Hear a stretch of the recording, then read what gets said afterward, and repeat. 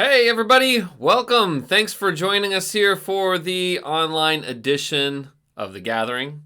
My name is Nick, and here we are on the weekend again, and I can't believe it. It's crazy. It feels like time goes by very quickly. I can't believe we're already back to a Sunday again, and so hopefully your week has been really great. We want to welcome you to this little gathering here. If you are unfamiliar with us, The Gathering is kind of the most generic name we could think of to come up with this partnership between these two churches who started doing life together almost 2 years ago now, which is really incredible. There are two churches involved in this whole project. One of them is Zion Lutheran Church, which is an ELCA Lutheran church.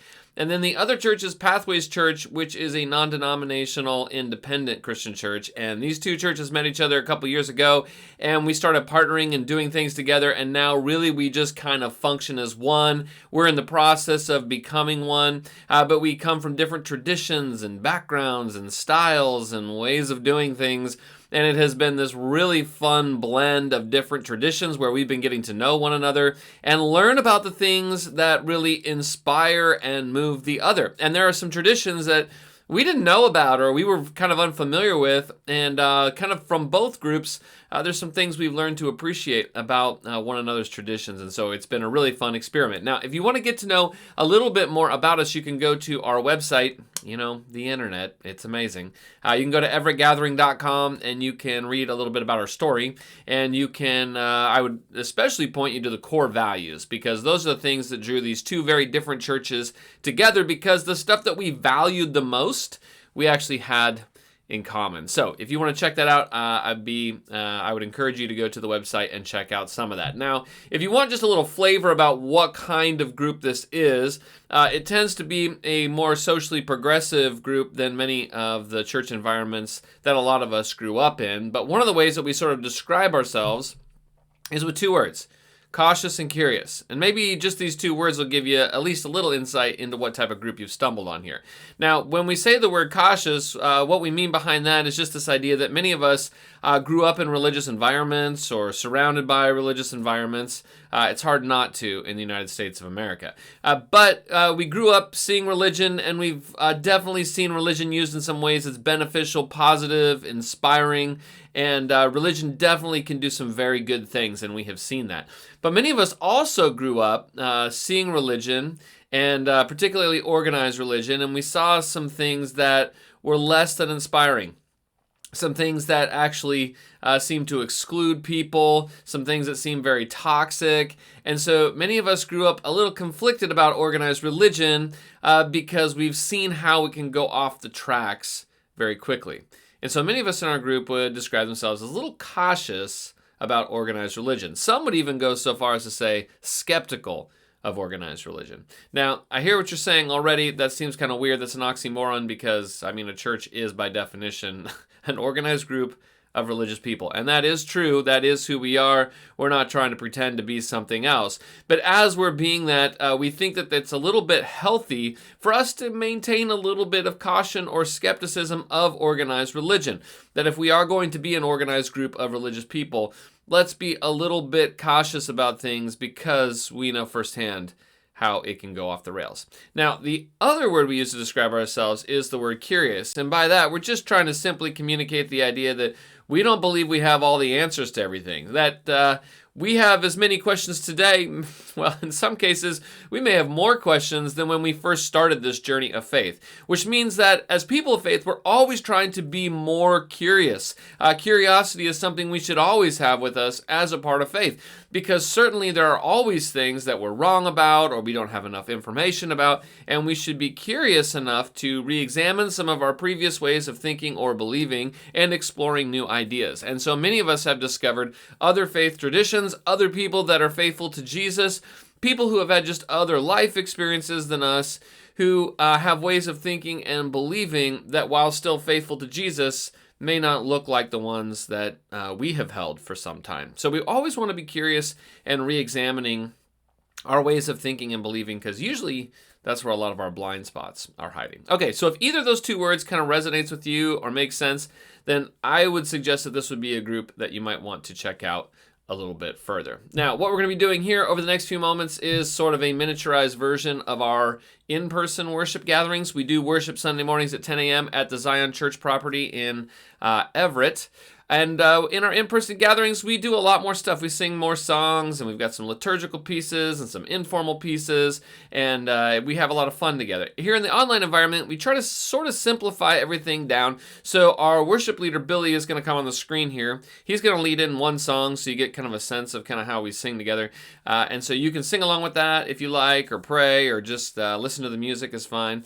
And then after that, there'll be a little reflection video, and this one is sort of a famous prayer in church history, and so it'll be a prayer that sort of guide our time here today. And then after that, we are going to continue on with our series through the book of Esther. We've been studying this strange, well, fictional story, we believe, that has made its way into the Bible, and we've been discovering that it's a story that never once mentions God's name, and yet it does provoke in us a lot of questions about faith. And so we've been studying that, and we kind of get to the good part today. All right, today is the day that the villain finally meets his demise. So that's what's happening today, so we'll get to that. And then we're going to wrap the whole thing up with communion at the end. So in our in-person gatherings each week, we take communion together each Sunday. And when we do that, we supply the two elements that you need for that, the bread and the cup. But in the online environment, we do want to create a space. If you would like to engage in communion, you can do that in the privacy of your own home or wherever you are, knowing that you're probably doing it with millions of people all around the world at the same time. But you'll need to gather together a couple items if you would like to participate in that. So you'll need something for the bread, which could be a little piece of bread, or it could be like a little cracker or something. That would be fine. And then you need something for the cup, which could be a little bit of juice, or maybe some wine left over from last night's dinner. But if you want to get those things together, those two things kind of symbolize a meal, and they also symbolize the body and blood of Christ. And we will create a time for you to take that communion and reflect and pray if you would like to do that. Okay, that's pretty much it. We'll wrap the whole thing up with announcements after that and send you on your way. So why don't we get right to it? Billy's going to lead us in a song, and I'll see you back here on the screen right after that.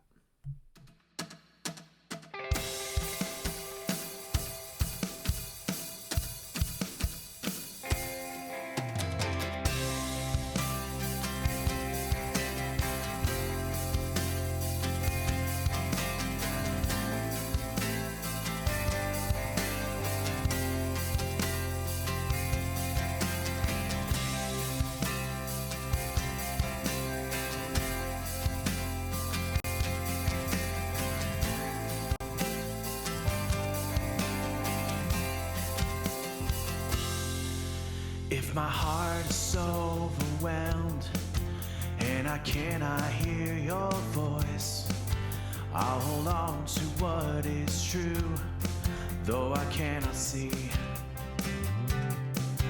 If the storms of life they come and the road ahead gets steep, I will lift these hands in faith, I will believe.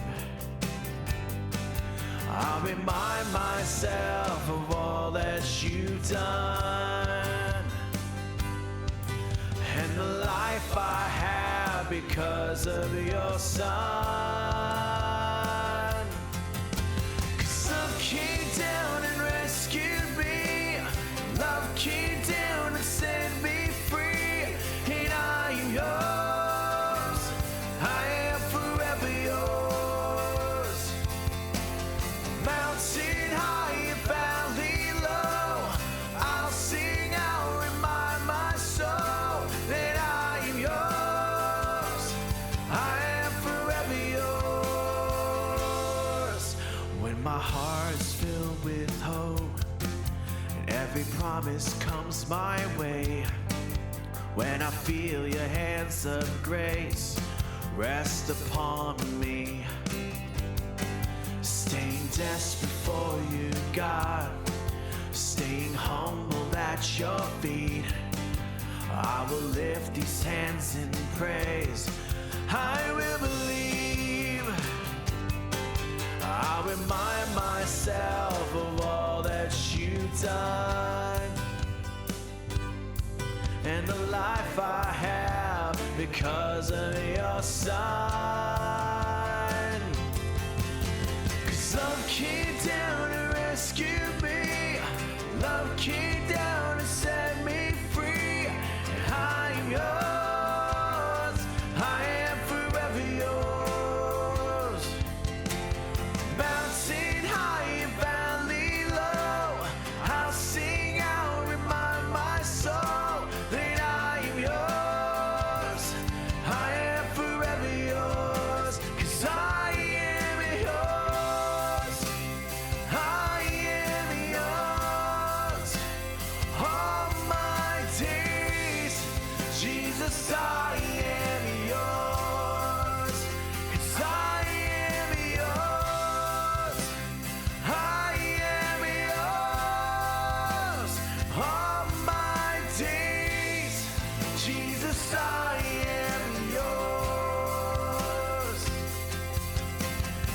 love came down and rescued me.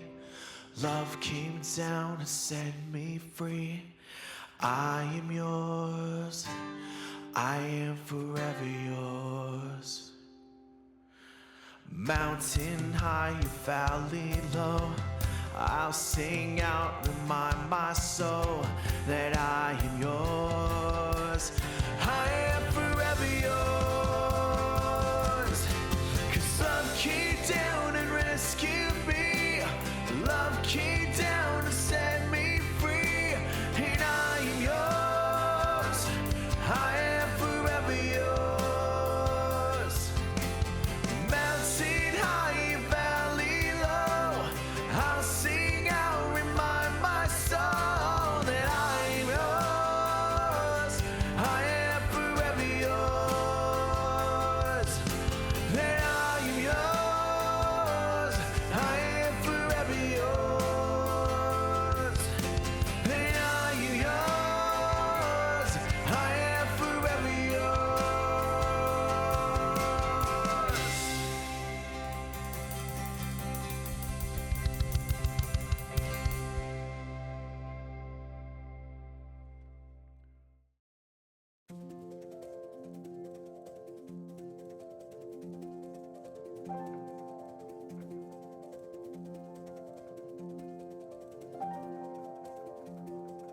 Holy Spirit, making life alive, moving in all things, root of all created being, cleansing the cosmos of every impurity, effacing guilt, anointing wounds. You are lustrous and praiseworthy life. You awaken and reawaken everything that is. Fire of the Spirit, life of the lives of creatures, spiral of sanctity, bond of all natures, glow of charity,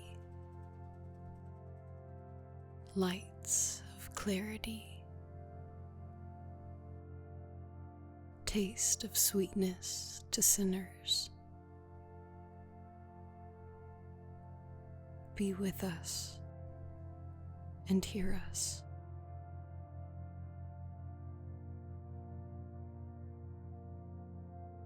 Composer of all things,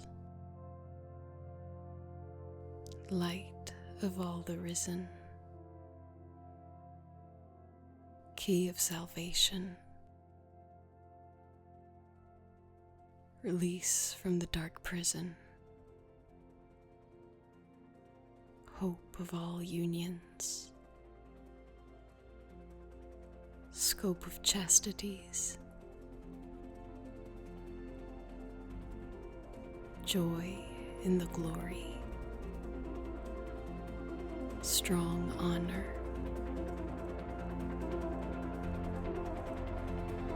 be with us and hear us. Amen.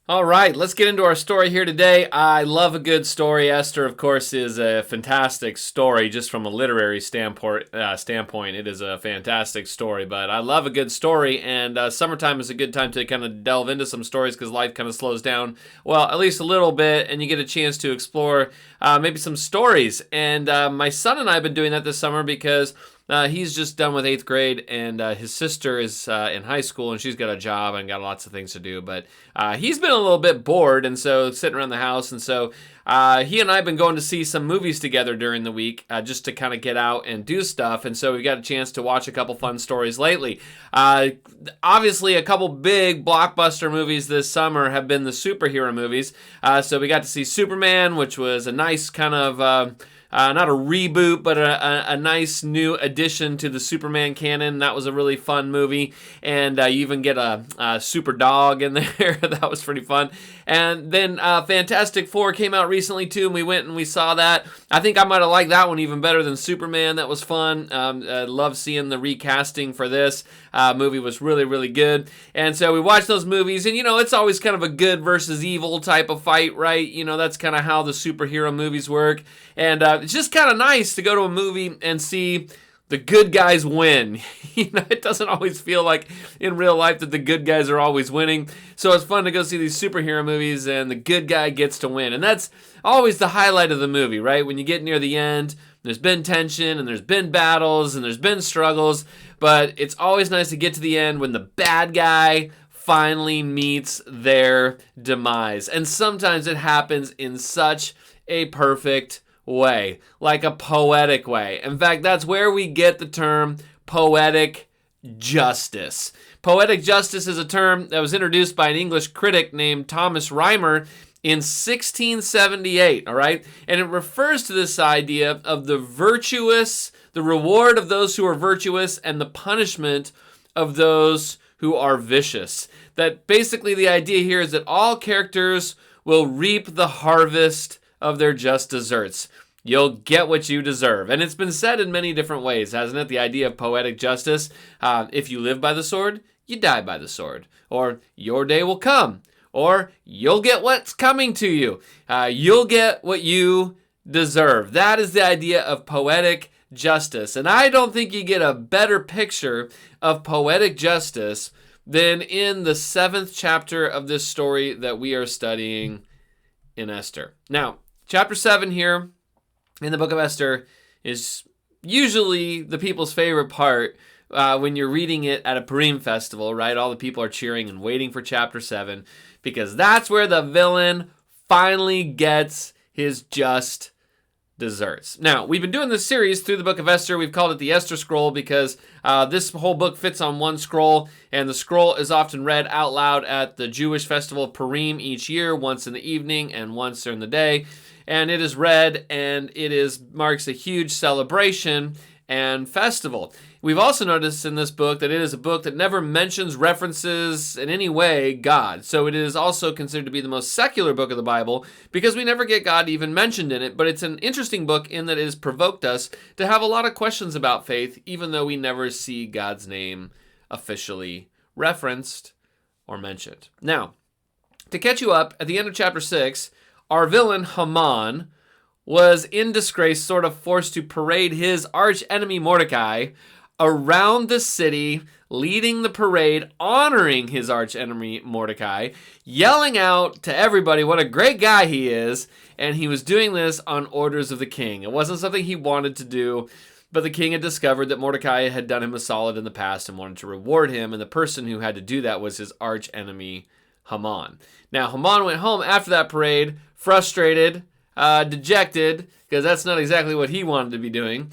And his friends and family, when he got home and he explained the whole story to them, they told him, "You're doomed, my guy. Like, it is over for you."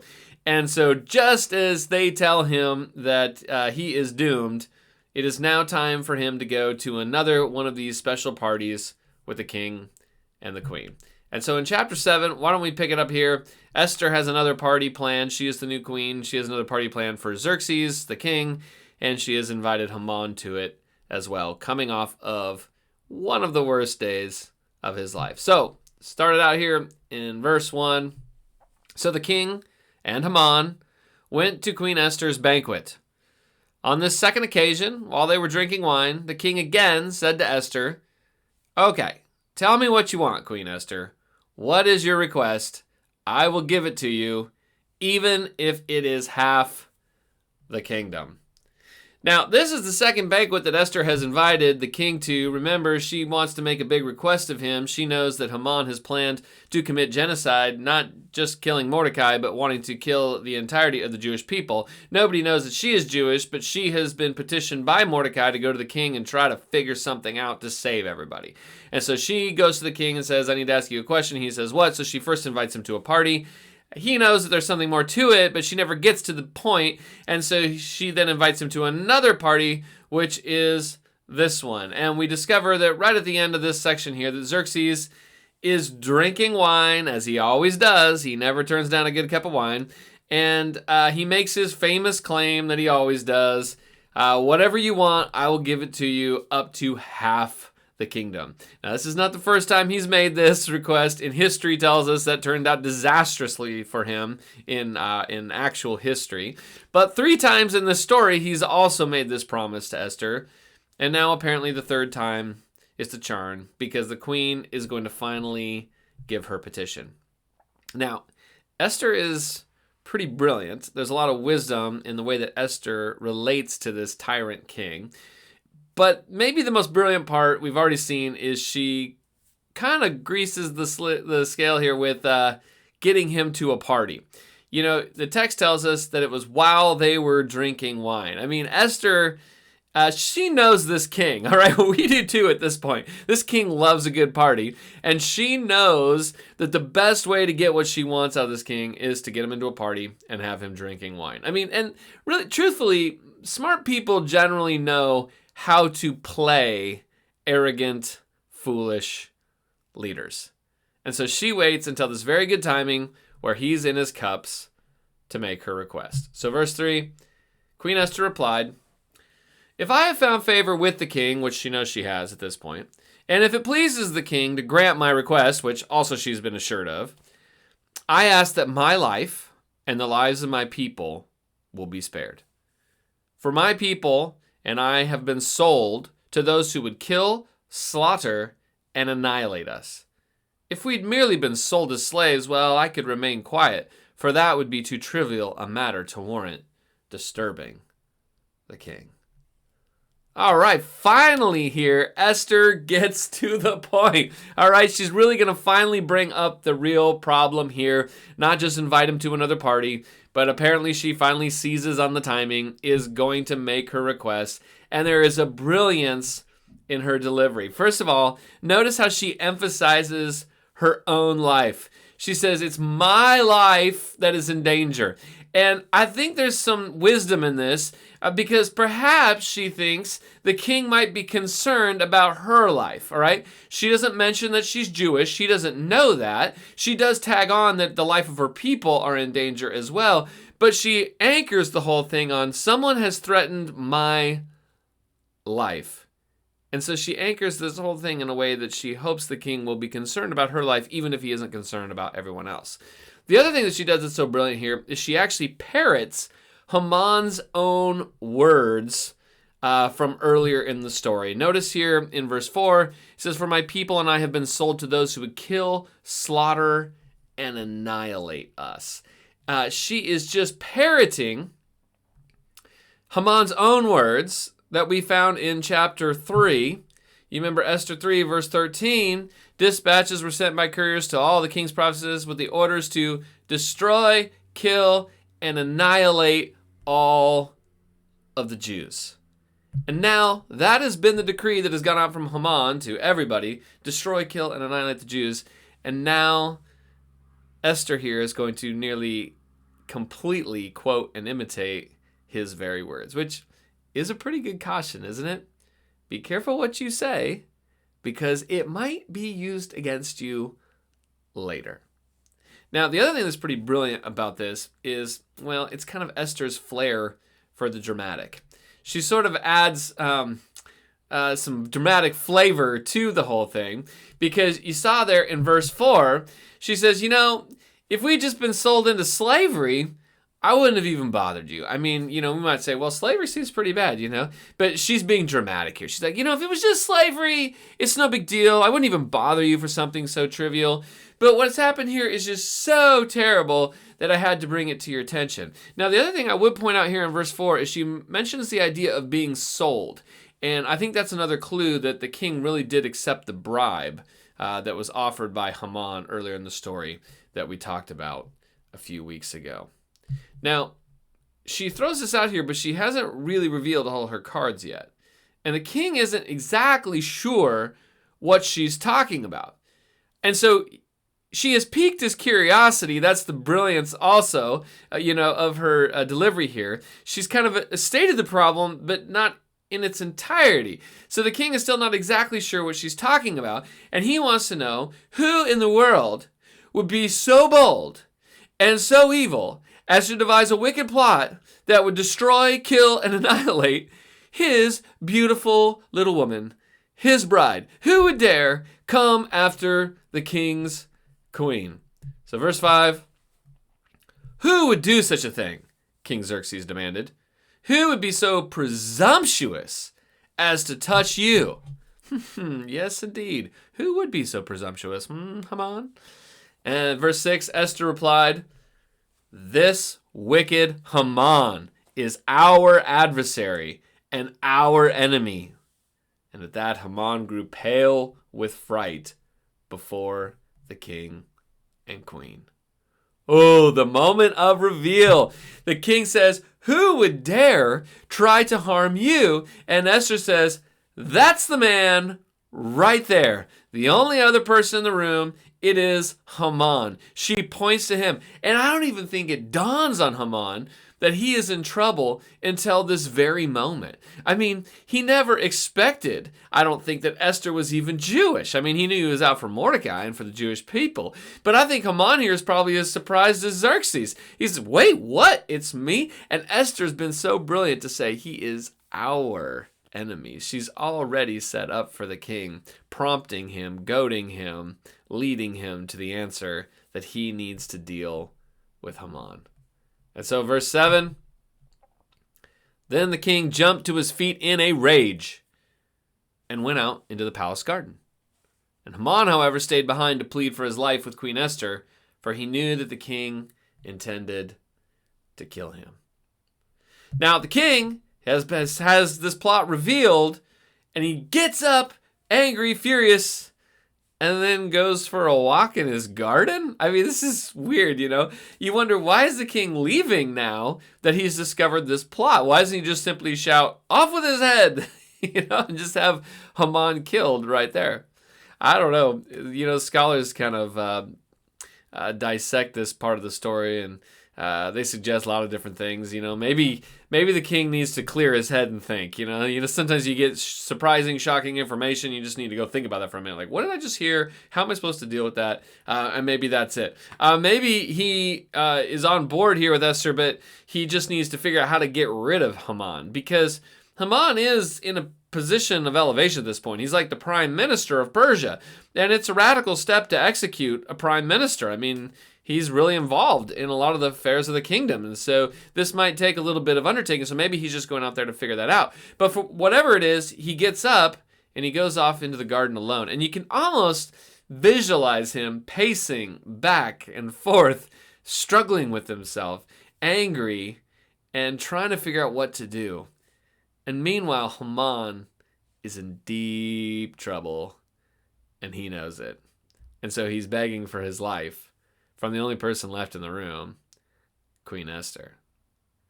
Now the king comes back, and maybe he's already made up his mind of what he's going to do, or maybe not. But when he gets back into the room, he can't believe what he sees. Verse 8, in despair, he, that's Haman, fell on the couch where Queen Esther was reclining. Bad timing again for this guy. Just as the king was returning from the palace garden.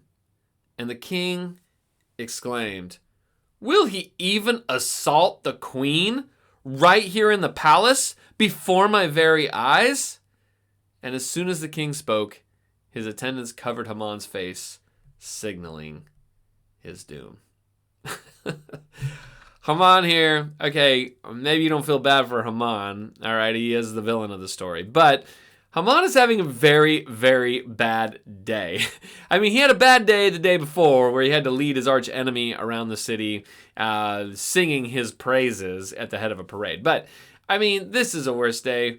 Nothing is going right, and he's got to feel so stupid at this point because the king goes out in the garden to think or whatever he's doing, and Esther is reclining on the bed, and Haman goes over, and it appears he's practically on top of her begging for mercy as the king comes back in the room, and it is just not a good look. Now, of course, as with all things, there is, the reality of what is happening, and then there is the perception. So let's talk about the reality. What is actually going on in this room with Haman and Esther? Well, there's a couple of options. One is that Haman is begging for his life. He's just trying to fall down at her feet in hopes that something she could do to save his life, and he is just honestly begging her for help. The other option is that he is trying to physically intimidate or threaten her in order to helping him, and maybe that is what the king sees. But it doesn't really matter what the reality is, right? Whether he's begging or threatening. The perception is that when the king comes in, he sees what's going on and he jumps to some conclusions. Now, he could come to several conclusions. He could come to the conclusion that Haman really is begging for his life, but it appears at least the one that he says out loud is the other conclusion, that he is either physically or sexually even trying to assault his queen right there in the palace. And that leads to his reaction, which is why Xerxes gets so angry. And you wonder, does Xerxes really think that Esther is in danger, or does he just take this as a good excuse as he is looking for a reason to get rid of Haman? And I would suggest it's probably the second of those options. It could be either or. But I kind of think his being out in the garden shows that he's really struggling with what to do. And he comes in and he sees Haman in a very suggestive position, and he can exploit that. And I think that is somewhat backed up by Haman's response to it. Haman is in shock. Like, no, that's not what I'm doing, right? And the shock is displayed by the attendants even have to cover his face because he is in such shock. It's one of those looks of horror as he realizes at that moment that the king has turned against him. And so at that moment, one of the king's eunuchs, Harbona, notices that big pole that Haman had erected the day before that was 75 feet high. And he points the pole out to the king, and a little light bulb turns on, and it's Hang Haman High. Verse 9, Then Harbona, one of the king's eunuchs, said, Haman has set up a sharpened pole that stands 75 feet tall in his own courtyard. He intended that pole to impale Mordecai, the man who saved the king from assassination. Then impale Haman on it, the king ordered. And so they impaled Haman on the pole that he had set up for Mordecai, and the king's anger subsided. Whew! The villain gets it. And it is the most poetic justice. Haman is hung on the pole that he himself built. Wow. That is a poetic way to bring a villain to justice. Now, it's an interesting story, and we all cheer that Haman here meets his just deserts, but there's a lot of wisdom here in each one of these chapters of Esther. In fact, many scholars even classify Esther as wisdom literature. Like Proverbs would be another example of wisdom literature. Proverbs gives pithy statements on what is wise and what is foolish. Now, Esther, we don't get any pithy statements like that, but some have said it's an embodied form of wisdom, that the statements we find in Proverbs are actually lived out in Esther. And so many have mined Esther for ideas of wisdom. And I think we see a couple of those in chapter 7. And the first is simply this: character is destiny. Now, that's not a statement that's attributed to Esther. It's actually a statement that comes from a Greek philosopher named Heraclitus. But the idea here, what it means is that who you are and what you choose to do and what you value goes a long way in shaping your destiny and what will happen to you. It's another way of describing poetic justice. It's another way of saying you will get what you deserve. And this idea is something we find in Scripture a lot, but it's something we definitely find in Proverbs a lot. I mean, I could point out a lot of them, but here's just one. Proverbs 22, verse 8, whoever sows injustice reaps calamity. Okay, it's kind of the idea of you reap what you sow. And the rod they wield in fury will be broken. But on the other hand, the generous will themselves be blessed, for they share their food with the poor. Now, the general idea here is whether you're good or you're bad, whatever you sow is what you will reap.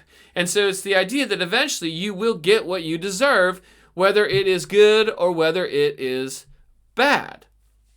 And sometimes in life, things happen to us because of circumstances that are outside of our control. Right? There's just some things you don't control and they happen to you. You wouldn't choose it if you'd never choose that for yourself, but you don't control it. It just happens to you. And there are definitely things in life that happen to us that are outside of our control. But Jewish wisdom tells us also that a person's inherent qualities, their values, their moral compass, heavily influences their life path and the outcomes they experience. In other words, that one's future is not solely determined by external forces or fate, but profoundly by the choices that they make despite those circumstances and the person that they choose to be. And so many have said that Esther is an illustration of that idea, that character is destiny. Now, we only need to look to our two main characters here to figure out that these two people have very different character. They respond to their circumstances in a different way. Haman and Esther handle their circumstances very differently. I mean, think of Haman. Up to this point, Haman's circumstances have actually been really good. I mean, everything to this point in the story has been very good for Haman. I mean, up until him having to leave a parade for Mordecai last week. But everything in life mostly has gone his way. He's got promoted. He's the head of a kingdom. I mean, but with all of that, he is still prideful. He is still resentful. He is still an angry person. And if one person doesn't show him the respect that he wants, he flies off the handle. And so it's like he's been given all this. His circumstances have given so much to him, but he only wants more. And of course, what's happened to Esther up to this point, most of it's been out of her control, and most of it has been pretty bad. She's been involved in a lot of situations outside of her control, but her attitude and her character have been good. And one of the main points of Jewish wisdom out of this story is that circumstances don't control your life as much as your attitude and your character. And this is important in the Jewish wisdom tradition because it gives hope for how to deal with tyrants. That's actually why it's been very popular in Jewish history. Because history has seen a lot of tyrants, hasn't it? Foolish, arrogant rulers, prideful people in power who threaten those they consider to be lesser. And sometimes it feels like the bad guys are always winning. Sometimes it feels like in life, even for us today, that it's the bad guys who are always coming out on top, that they can't be stopped. But this story, in Jewish wisdom, gives a counter testimony. And what it says is that evil cannot stand forever under the weight of its own character. That one day, every tyrant will meet their demise. And often it is of their own doing. Because character is destiny. And so, read this way, it's an understanding that evil eventually always collapses in on itself. If you live by the sword, you will die by the sword. If you live by the conspiracy, you will die by the conspiracy. If you sow violence and fear and hate, well, one day, the wave that you've set in motion of fear and hate and violence will come back around on you. Character is destiny, and tyrants are always destined to fall. That's why this story has given so much hope to Jewish people throughout the years. And as we read it today, it might have the same value, which means don't give up. Don't give up. If you live in a day with ruthless leaders and oppressive regimes and violent powers, don't give up. Haman's and Xerxes, they all have their day in the sun, but it never lasts. So have hope. Don't give up. Now, the other little piece of wisdom I think that comes here in this story is simply that if you build a gallows, be careful, you may be the one to hang. And isn't that a pretty good lesson here in this story? I mean, the greatest irony in this entire story is that Haman dies by hanging on the very pole that he built to hang someone else on Mordecai, right? I mean, in one of the greatest lessons in Jewish wisdom is this: those who do evil will be punished not by someone else, but by the work of their own hands. I mean, there's a lot of places we can look at this, but let's look at a couple Proverbs statements. Proverbs 26:27, if a man digs a pit, he'll fall into it. If a man rolls a stone, it will roll back on him. That's the whole idea. You build a gallows, you'll be the one to swing on it. Proverbs 21 verse 7, the violence of the wicked will drag them away, for they refuse to do what is right. You're a violent person. Eventually, it is going to come back for you. You build a gallows, and you may be the one to hang. Now, we've already applied this to oppressive rulers, but there's probably an appropriate personal application here too. In response to being wronged or slighted, those people, we often react in ways that go after vengeance and revenge, and in the end only set up deeper hurt for ourselves. You see, Haman is mad that Mordecai won't respect him. So he wants to have him publicly humiliated and killed. He wants revenge. He wants payback. And you ever been there? You ever wanted payback? You ever made plans to take someone down? And in the process, you try to get other people not to like the person who has wronged you as well. You try to build an audience for it. You try to build some support for it. Maybe you even said some things about another person that were even exaggerated in order to get other people on your side. You made plans to hurt them. You want to pay back. And when you feel like that, it's probably a good time for some self-reflection and assessment. Because wisdom's caution is this: if you build a gallows, you better watch out, because you may end up being the one hanging on it. And the point is this: don't build a gallows. Just don't do it. It's not your job. It won't make you feel better. It won't, in the end, heal what you feel like's been broken. And all it will do is likely rob you of your own good life. It's such an important lesson. And as we read the rest of the story, because even with this, villain getting their own just desserts here, the story's not over. And as we read that, we may wish that our heroes had learned that lesson here. Now, when I was in college, I took a class on Esther, and it was a fascinating class. We talked about a lot of different things that, we've talked about in here. And I remember we kind of got to this part here in chapter 7, and a student piped up, and we were talking about how, if you build a gallows, you'll probably swing on it, and the villain getting their just desserts in the end. And a student piped up and said, you know what? This seems a lot like karma. Kind of you get what you deserve. You sow something into the world and it kind of ripples out and it will come back to you, right? It's kind of a karmic idea, right? That's kind of an Eastern religion idea, but this sort of seems like karma right here in this story. And the professor said, oh, yes, there's lots of karmic idea in the Bible. And it kind of took me by surprise, sitting there in a Christian college hearing a professor say, oh yes, karma is very real. He said, you reap what you sow.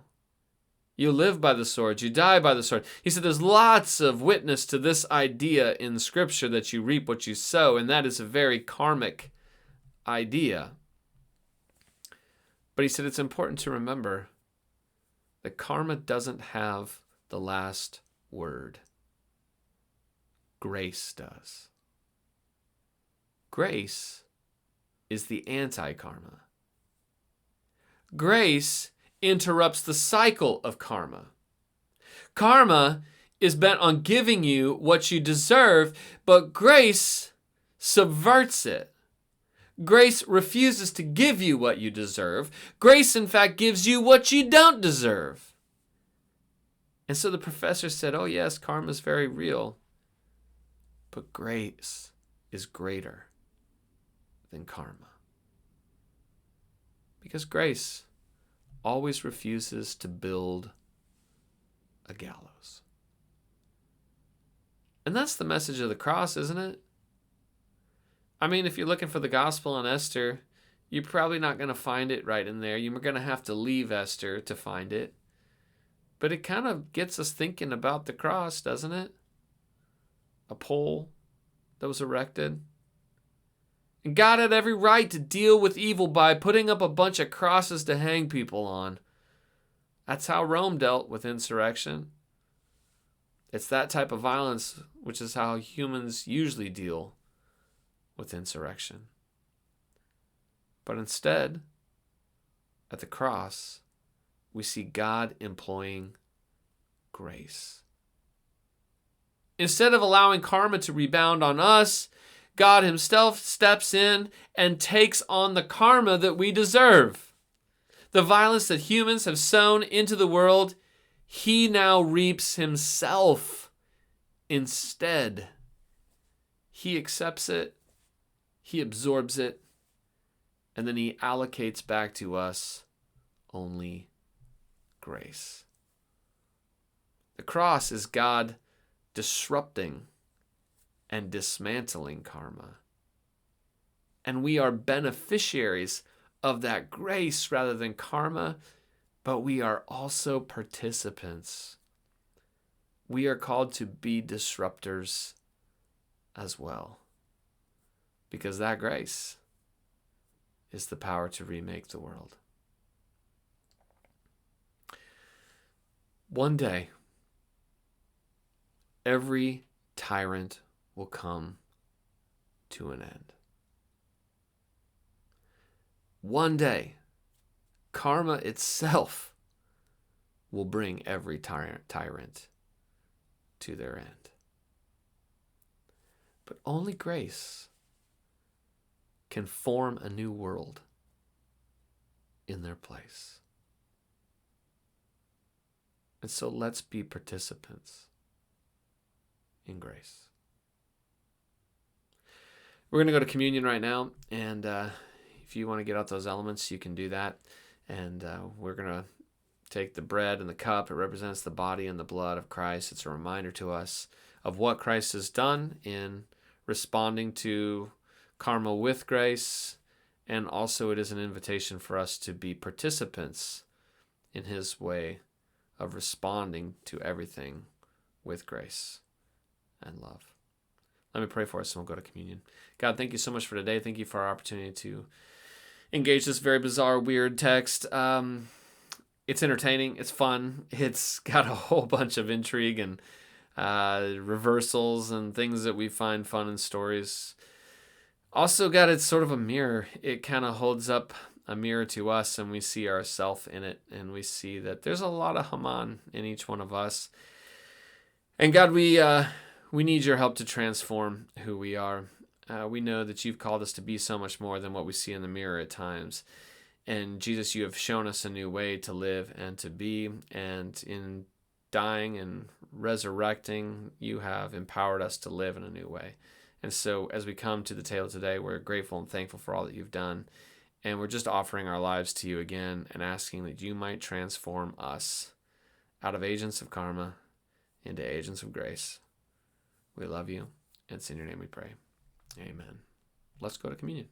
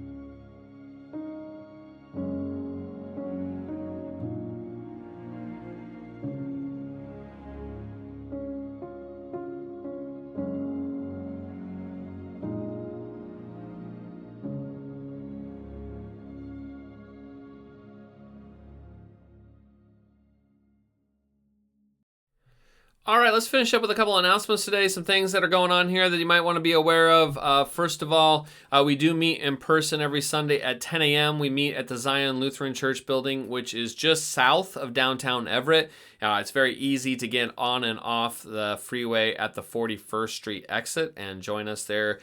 We're love that you join us here online. That's great. You can always do that. But if you ever are so inclined or have the opportunity, I think you'd really love to get to know the group of people that meet in person, and you're always welcome to join us there on Sunday at 10 a.m. If you want to stay up to date with things that are happening, with information, things that we're doing, good way to do that is on the socials. We're on Facebook, Instagram, and Threads, and you can find us at The Gathering Everett, and you can stay up to date with things that are happening that way. If you're not on the socials and you'd just rather get the information in your inbox, we do have an email newsletter that we send out rather frequently, and it has a lot of the information and announcements and things like that you might be interested in. And if you're not already on that distribution letter, if you don't receive it, maybe check your junk folder to make sure it's not going in there. And if you are just not signed up, then you can message us on Facebook with your name or your email address. Or you can email me. My email's on the screen there, and I would be happy to add you to the distribution list so that you can get those announcements and stuff as well. Students are meeting tonight on 6th Junior High and High School. They're meeting downstairs at 6 p.m. for another one of their campfire series. They'll have some snacks. They'll have some games, and they are doing an interview of someone out of the church community each week, getting to know them a little bit. It's been pretty fun, and students really seem to love this campfire series. So if you're in junior high or high school or have a junior high or high school student, you can bring them down to the building at 6 p.m. This Tuesday is National Night Out, and we are one of the sites that are hosting this event. And so at 6:30 p.m., you're welcome to come down to the church building. We're going to be serving ice cream. We'll have some just yard games to play. But the big deal is that, like, the fire department will be there with a fire truck so kids can climb on that. The police will be there with their police cars so kids can look through that. The mayor was there last year. It's just really fun. It's a good chance for kids to see some of the fun vehicles and meet a real policeman, a real fireman, that type of thing. And so you're welcome to join us that evening. You don't need to RSVP, just show up that night, and we'd be happy to have you with us. Then at the end of August, we take one of the Sundays and we do a park day. It's been kind of a long time tradition, and so we'll be doing that again this year at Forest Park. We meet right by the playground in the covered area there, and we grill up hot dogs and burgers, and we bring some games, and we just ask if you want to bring a side dish. That'd be great to share. People bring desserts or chips or potato salads or whatever else. And so we'd love to have you join us for that if you're interested. And that is August 24th. Now, also that Sunday, we meet at 11 a.m. at the park. Many people just go straight to the park, but if for some reason you're like, I just have to also go to a worship gathering that day, there will be one at 10 a.m. It'll be different than our normal ones. It's a much more formal liturgical worship. It'll be very short, starts at 10 a.m., probably done about 10:30, 10:40, and actually the church building is walking distance to the park, so you could even go to that and just walk into the park if you were interested. And then finally, if you'd like to give, you can donate online. You can go to everettgathering.com/donate. If this isn't on your phone right now, you could even scan the QR code and it would take you right there. You can set up a one-time gift or a recurring gift. And we are still not quite meeting our budget this year, so our budgeted expenses are outweighing our giving. And so if you would like to help us, you can give online, and we would really appreciate that. Okay, I think that's pretty much it for today. Hopefully you have a really great week. Next week we'll continue on. I know Haman got it this time, but the story's not over. There's a lot more that actually happens here in the final couple chapters, and there's some parts that we'll really need to unpack because it might really change how you even view this story overall, and we'll get into some of that next week. Okay, hope you have a good week. God bless you, and we'll see you next time. Bye.